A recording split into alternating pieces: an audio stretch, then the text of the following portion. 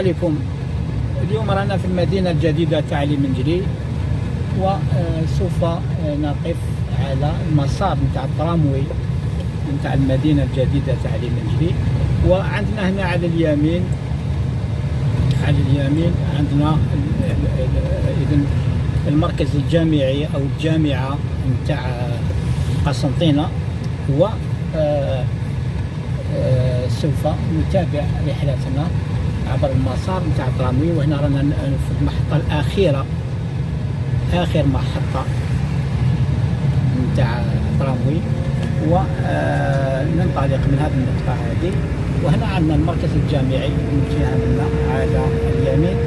نشوف الجامعة نتاع قسنطينة، وهذه مش الجامعة تاع اللي يكون الإفريقية أو أكبر جامعة في إفريقيا. هذه جامعة واحدة أخرى، جامعة أخرى، وفيها عدة جامعات على كل حال. فيها 3 أو 4 جامعات، وهذه واحدة من الجامعات تقع وسط المدينة نتاع منجلي، وسط. وكنت درت عليها فيديوهات واقترحت يعني أن تفتح، أن تحول إلى مركز للمدينة، لأنها جاية في وسط المدينة. وكذلك أنه فيها جامعات كثيرة تم إنشاؤها في قسنطينة.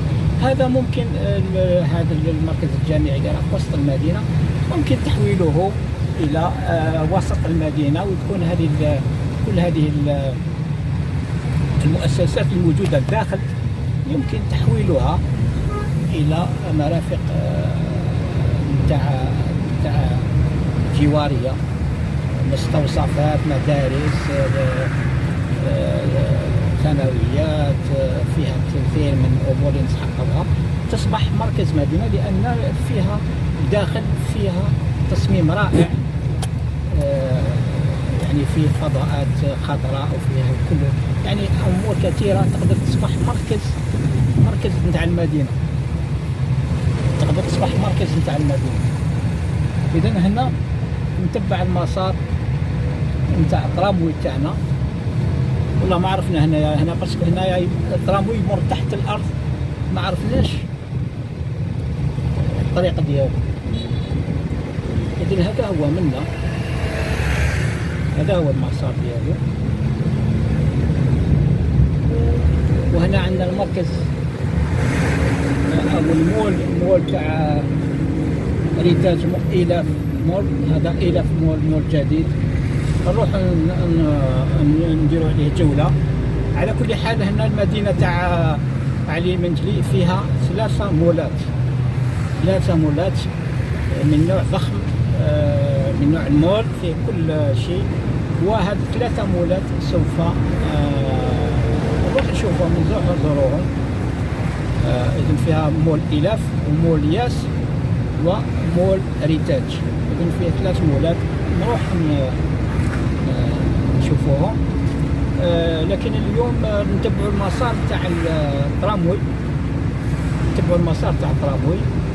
يجب يا ربي هنا نعاودوا نسترجعوا التراموي تاعنا من هذه الجهة، لأنه التراموي اختفى تحت الأرض، والآن نعاود نسترجعوا. هنا يعاود يخرج من الأرض، هنايا في المنطقة هذه يعاود يخرج من الأرض. إذن هنا نتبع التراموي هذا وراه رايح. إذن هذا هو الخط نتاع التراموي.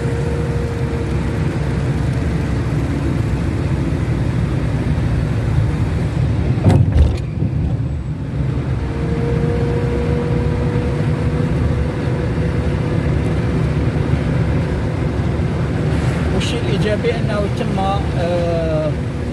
تحسين المحيط حول المسار تاع التراموي، فيه تحسين، عمليات تحسين تاع المحيط تاع التهيئة.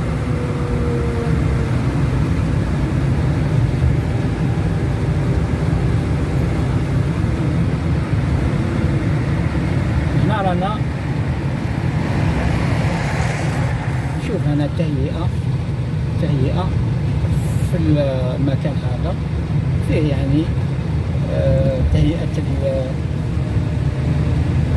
الأرصفة والطرقات والبنايات. في عملية نتاع تهيئة المحيط وتطوير المحيط.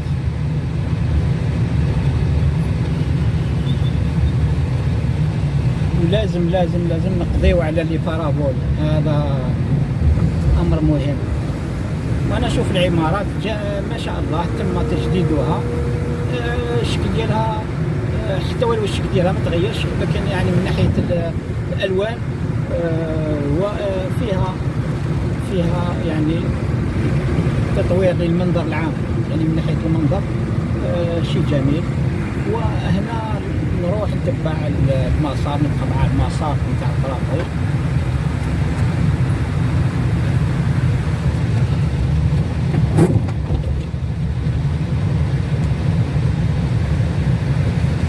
لكن الشيء اللي ما لاحظتوش للأسف، لم أشاهد مساحات خضراء، لم أشاهد حدائق. يا والي قسنطينة، يا مسؤولين، أين هي الحديقة؟ أين هي الحدائق وسط المدينة؟ ما شاء الله في وسط النفر، وراه يا مسؤولين، أين هي الفضاءات الخضراء؟ لابد التفكير في استحداث فضاءات خضراء. كما هنا نشوف فضاء على اليمنى، فيه فضاء لكن لم يستغل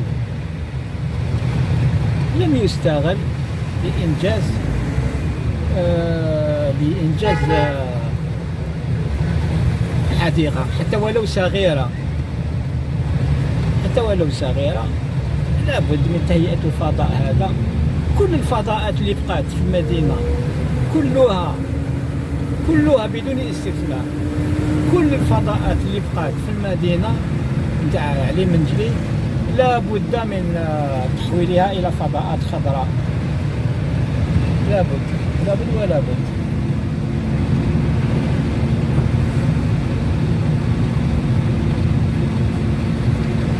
هذه حاجة مليحة.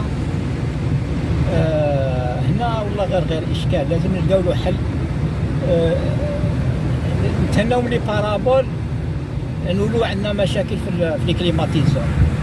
هيا أبلاصي لي كليماتيزور في كل بلاصة. صاحبي لازم نلقاو له حل. كليماتيزور هذا لازم نلقاو حلول لا كليماتيزاسيون. هذه طريقة كيفاه نغطيو هاد لي كليماتيزور اللي يتحطوا في فاصاد. نديرو اون كولون مونطونت ونبلاصيو لي كليماتيزور داخلها. المهم لازم التفكير في هذا المشكل نتاع الكليماتيزور. على أي حال قضية التهيئة بصفة عامة راهي مليحة.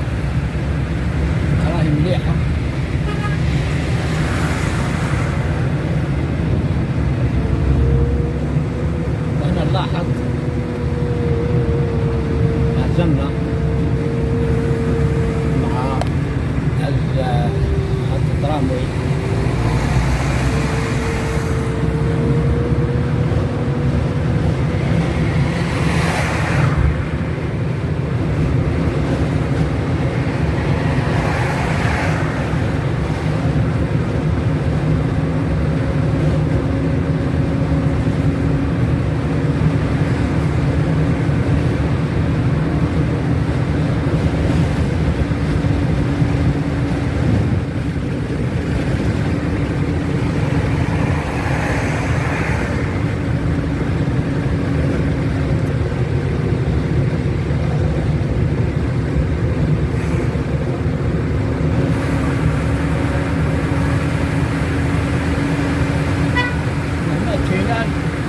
يا صاحبي التينال هذا ما يقدروش يشبوه أحسن أفضل. كيما هنا شوية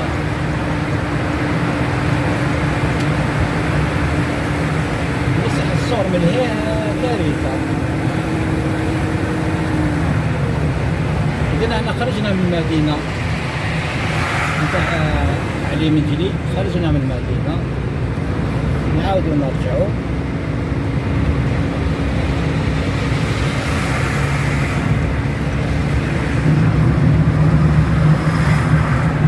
نكتفي بهذا القدر والسلام عليكم.